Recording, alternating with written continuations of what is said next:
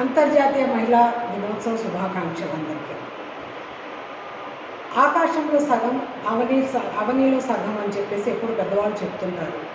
అలాంటిది ఈరోజు మహిళలు అన్ని రంగాలలో పోటీ పడుతూ మగవాళ్ళతో సమానంగా వాళ్ళు సంపాదిస్తూ ఉండి కష్టపడుతూ ఉండి ఇళ్లలో పిల్లల్ని కానీ పరిశ్రమల్లో కానీ పనిచేయడం జరుగుతుంది. ఇలాంటి పరిస్థితుల్లో మహిళలకు ఇంకా న్యాయం జరుగుతుందా లేదా అన్న విషయం మనం మాట్లాడుతుంటే ఈరోజు వాళ్ళకి సమాన హక్కులు కానీ సమాన వేతనాలు కానీ సమానంగా వాళ్ళకి చూసే ఇది కానీ లేదని చెప్పేసి నేను చెప్పగలుగుతున్నాను. ఎందుకంటే మహిళలు ఎంతో కష్టపడుతున్నా కూడా కానీ ఈరోజు సమాజంలో వాళ్ళకి చిన్న చూపే దొరుకుతుంది.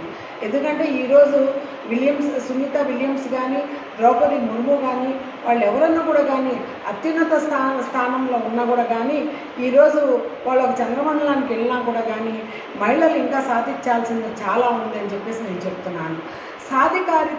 సాధికారికత అంటే ఒక రంగంలోనే కాదు, అన్ని రంగాల్లో ముందుండి మహిళలు ఈ ప్రయాణంలో కష్టపడి ముందుకెళ్ళి అన్ని రంగాల్లో పోటీ ఇచ్చి వాళ్ళు మగవాళ్ళతో ధీటుగా పని చేసుకుంటూ ఉండి మేము సైతం అనే విధంగా ఈరోజు మహిళలు ఉండడం చాలా అవసరం.